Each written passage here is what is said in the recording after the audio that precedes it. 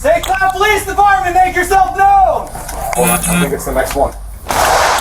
Shots fired! Florida SWAT are in the middle of a multi-hour rescue operation after a deranged father just shot his wife in front of their own children. Go! My son! Go! It's her daughter! We're gonna make sure we get everybody!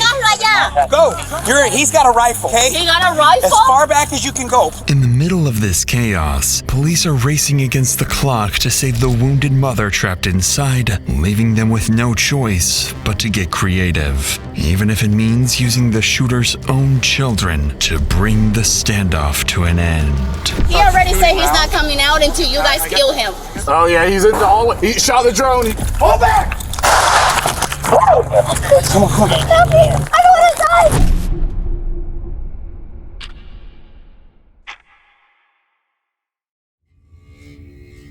It's approximately 6 p.m. on a Saturday evening in an upper-class lakefront neighborhood in St. Cloud, Florida. Inside one of the homes, a heated argument erupts between 48-year-old Jose and his wife Lizvette, one that's about to completely spiral out of control.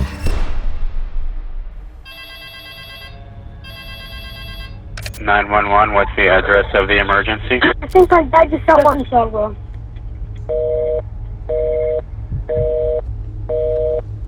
My dad is upstairs with the gun. I don't know. He went back to the room. What is your mom? He just shot her. No, he shot her. He just shot her in my bathroom. How many shots were fired? After the call disconnects, the St. Cloud Police Department rushes to respond, immediately dispatching 20 patrol cars to the scene. From what officers can gather, two siblings just watched their father shoot their mother, and they could be his next victims. The first to arrive is rookie officer Garnesh, with only 6 months of experience, and as he steps out of his car, he's walking straight into the line of fire. Go inside. Get inside your house. Get out of the way.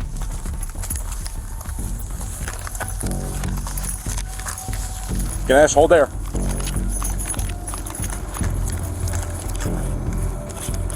Have the 1027 and the neighbor step out and come immediately north. All the way at the corner on the left is going to be the target residence. 1027 is one house to the north. One house towards us.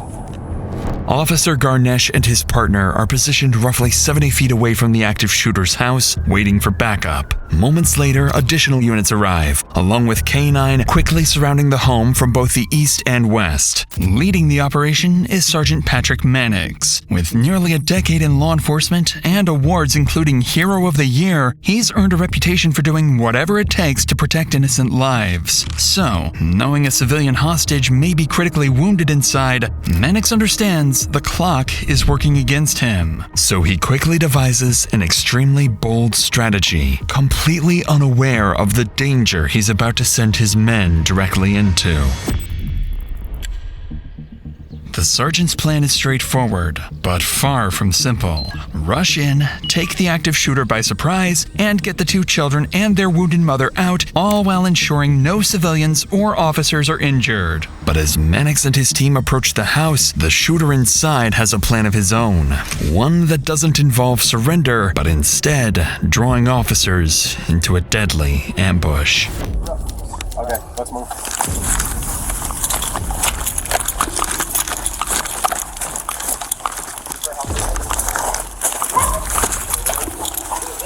This house should be the 1027. The next one.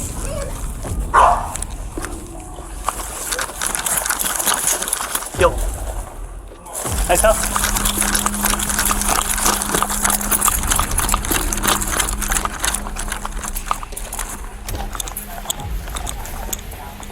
St. Cloud Police Department, make yourself known! Hold on, I think it's the next one. Shots fired! Shots fired! Shots fired! Shots fired! Pull back!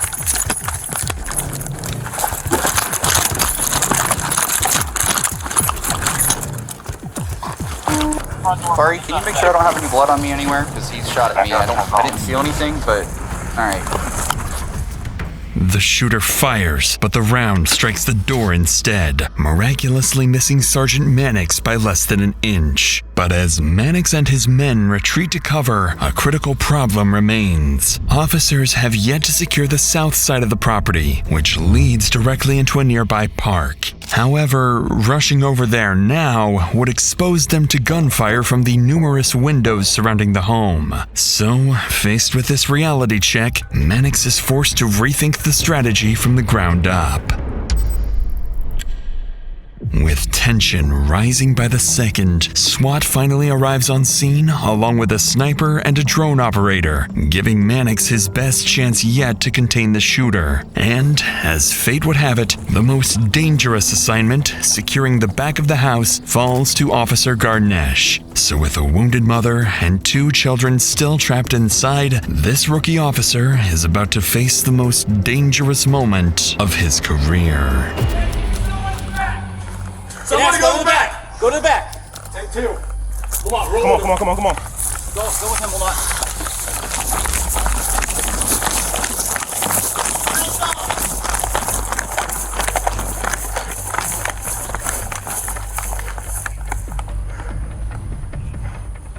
Backyard's fenced off.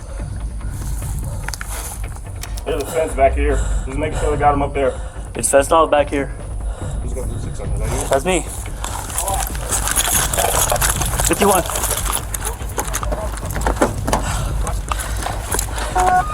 Resident 2760. This is the St. Cloud Police Department. Come out with your hands up. I'm gonna duck down here and cover the. I don't like standing right there. Yeah. This is the St. Cloud Police You taking your top? Yeah. Come out with your hands up. You just hold low like that.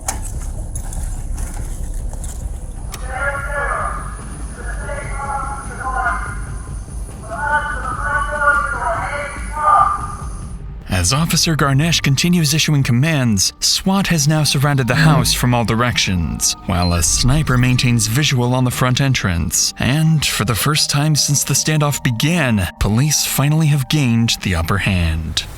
With the standoff closing in on the 1-hour mark, one officer decides it's time to deploy a drone, hoping to locate both the shooter and the wounded victim inside. But what seems like a smart tactical move is about to escalate the standoff even further.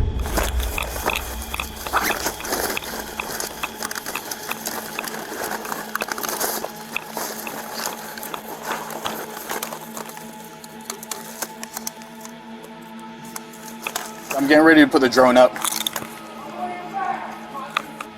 Come on.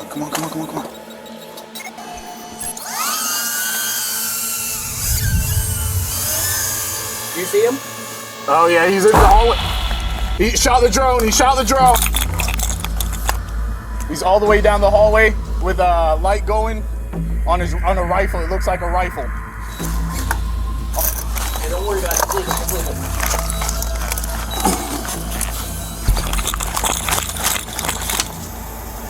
But you can see through the front door? Yeah. See him? Yeah. Despite successfully locating the shooter, the drone is shot down, making the suspect even more agitated. But even more concerning, there has still been no update on the 2 children inside or their injured mother until now. Suddenly, officers notice movement, and within seconds, the entire scene descends into chaos. We're sending people from the house just north down the street towards ULT. LT, they're sending people our way. Collective. Don't let anybody leave. All right, get coming. Get it, go. Right here, over here, come on. 264 Nautilus being evacuated. Stay right here, buddy, stay right here. Go. We're gonna make sure we get everybody. Go. Get behind the cars, get behind the engine. Come on. You're not going to. Stay with me. Stay behind this. He's got a rifle, okay? You got a rifle? As far back as you can go. Please, just stay behind vehicles. A Amid the chaos, officers successfully evacuate the captive children and nearby families, rushing them behind cover several houses away. A 10-year-old boy and his 24-year-old sister tell officers that the shooter inside is their father, Jose Fontanez, and the woman who was shot is their mother, Lizvette Figueroa. And despite being terrified and shaken, both children are still willing to help, unaware they're about to become the key to the entire operation.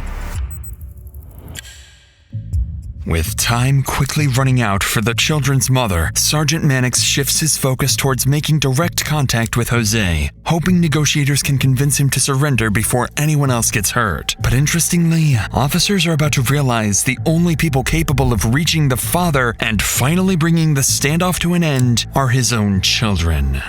Are we trying to get that number for him? I keep doing no. They keep asking for it, but I don't know if they ever came through. I'll find out. Thank you. LT, do you want to put a page out to patrol and have everybody? The officer was telling me, the one that is outside my house, I'm the next door neighbor. He was telling me that if we got his phone number. So who knows Jose Ortega? They are his kids. Okay, does anyone have a number for Jose? Yes. Okay, can I get the number? T-shirt should have it. What does your dad do? What is his job? He builds like boats. Okay, how many guns does he have? They have one that said they had a license for. Is it a pistol, a rifle? I'm not sure. It's a Handgun, bigger gun? Yes. Handgun? Okay. Yeah, Harrison, right. Does he have any military experience? no. Thank you. Where are you at? All right, thank you. Give me 1 sec. Stay right here, okay? Dad's in construction. He has one single handgun. No military, no law enforcement experience. Find a better position. Do we know who should be in the house? They said, I think mom, but I'll double check. Find out who. I've got his number.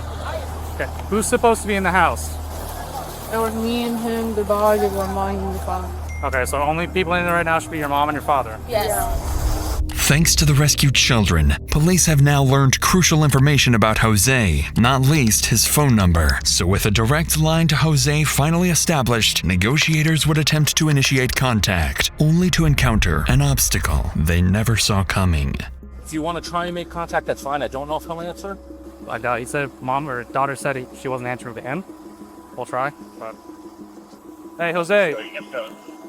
This is Patrick in St. Cloud Police Department. How you doing? I believe we have one to photo out. Jose, can you hear me? Oh, English?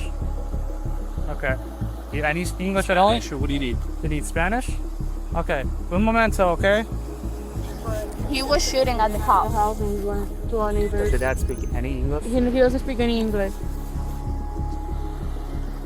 No units on task. I need one Spanish officer to my position and not one submit for CMT translation. I can get Cologne to you. I'll send him now. When we get the next one, let's have them come up and fill here. I'll cover for now. All right.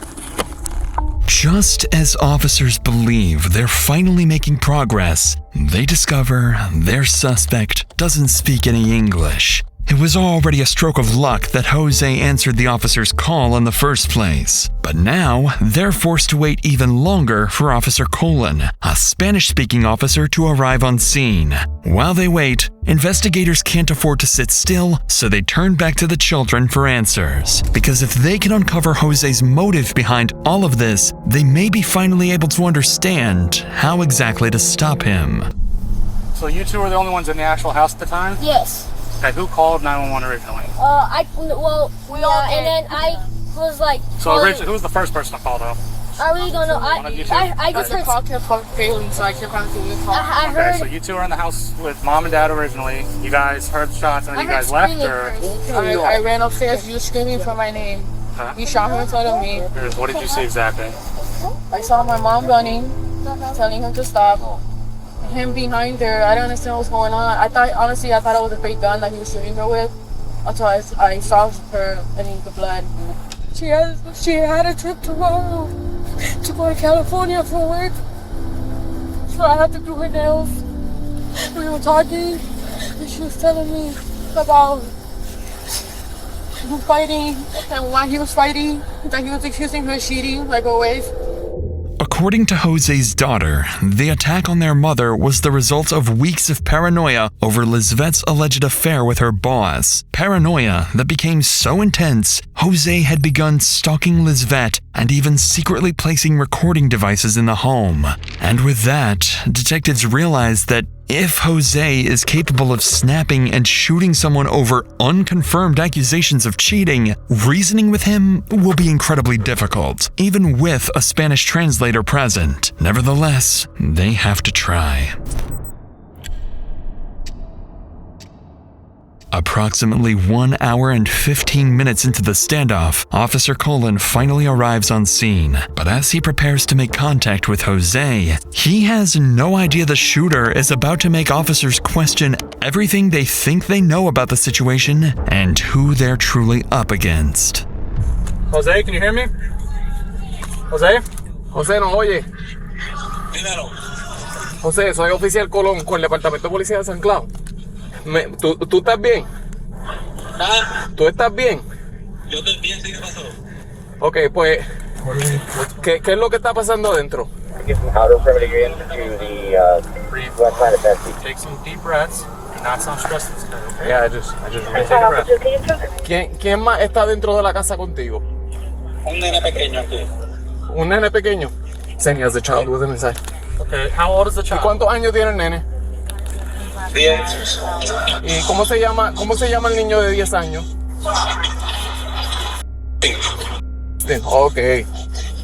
Ok, José, ¿tú puedes caminar hacia afuera de la casa, donde nosotros? ¿Para qué? ¿Para que me cojan? No es para que te cojamos, es para hablar contigo sobre lo que está pasando porque no sabemos. José, escuchamos algunos disparos.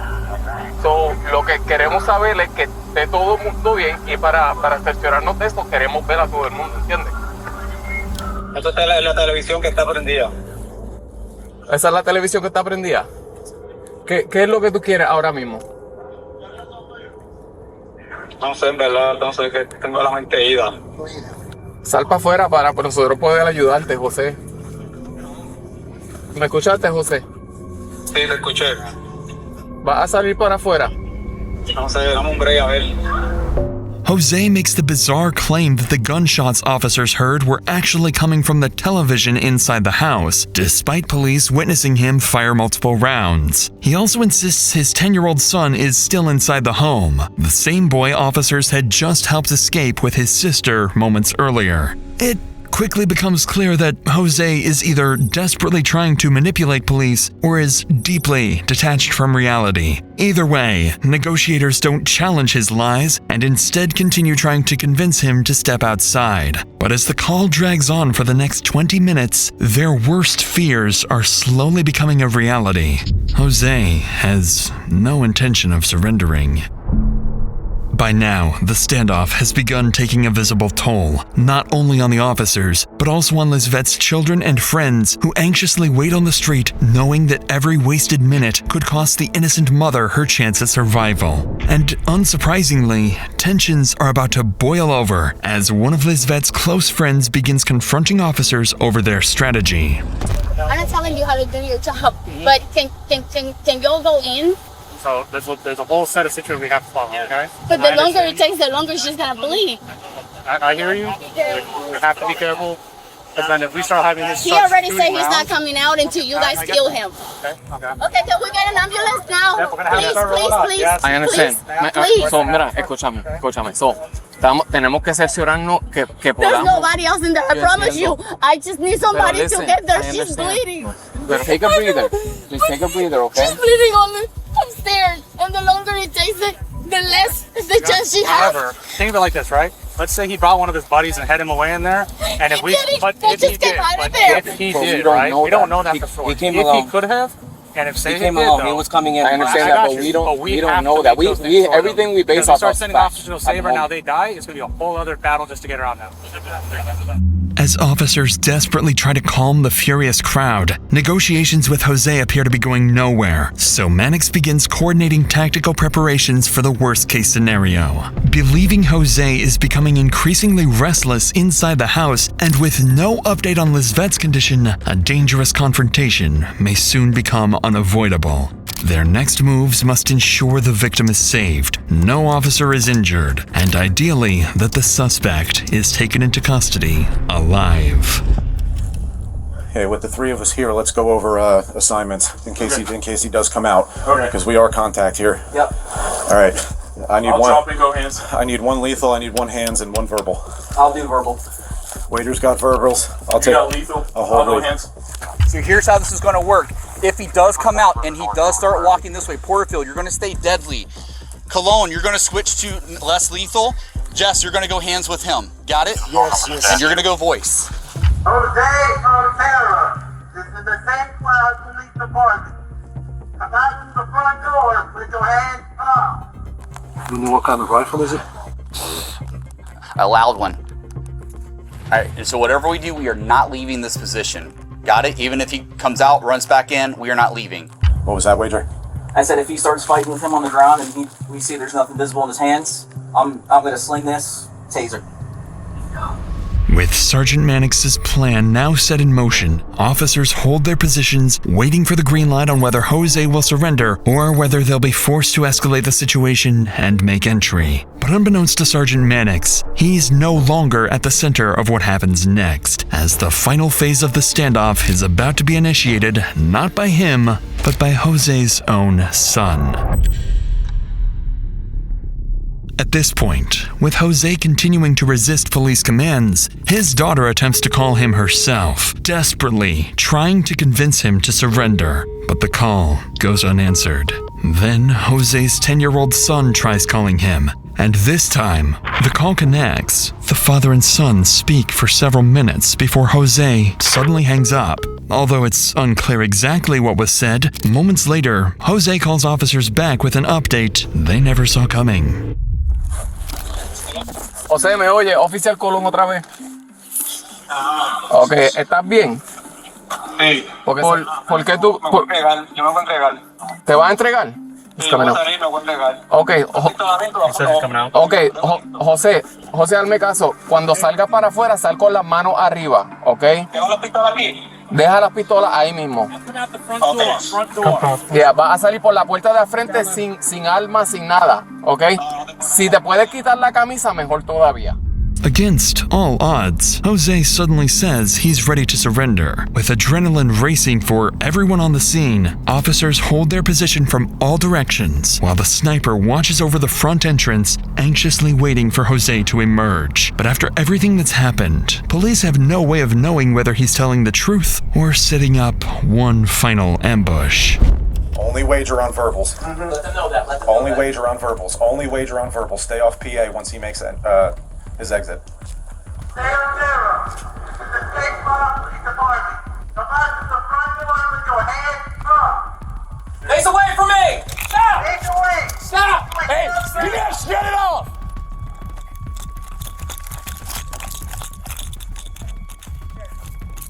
Do not move! Do not move! Put your hands out! Put your hands out! Don't move! Let me stop!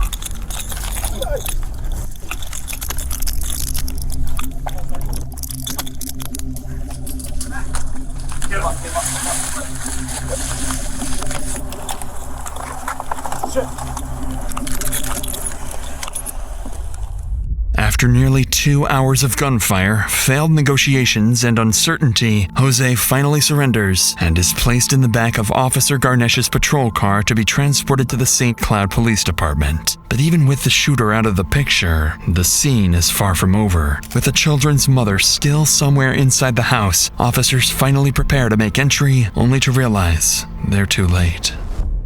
As officers move through the home, up the stairs, and into the bathroom, they make a devastating discovery. The children's mother, Lizvette, lies deceased beside 5 spent 9mm casings in a pool of her own blood. Standing beside her body, officers are left wondering whether they could have done things differently, and whether entering sooner might have ultimately changed the outcome. As the scene is being secured, Jose has already arrived back at the station and is placed inside an interrogation room. Interestingly, as he waits for a Spanish translator to arrive, he lies across the table as though he is the victim, the one who has been wronged. When the translator finally arrives, Jose largely confirms the story detectives had already heard from his daughter. According to Jose, 2 weeks earlier, he placed a recording device after becoming convinced Lizvette was cheating with her boss. Jose claims he heard another man's voice on the recording, fueling his paranoia and rage up until the day of the shooting. The same day Lizvette was preparing to leave for a work trip. And though Jose admits to shooting his wife, perhaps most revealing of all, he tells detectives he never retrieved the weapon from the bathroom because he didn't want to look at her. Following this harrowing interrogation, Jose is charged with first-degree premeditated murder along with 2 counts of attempted first-degree murder of a law enforcement officer. As of June 2026, he remains in custody, awaiting a trial date. And while this case left Florida shaken with how jealousy and insecurity transformed a father of 2 into a cold-blooded killer, our next case takes us to Maryland, where a soon-to-be father unleashes a level of evil that investigators still struggle to comprehend. Inside this gas station, Tori is in the middle of a heated argument with a clerk after refusing to pay for an iced tea. And this is where all hell breaks loose.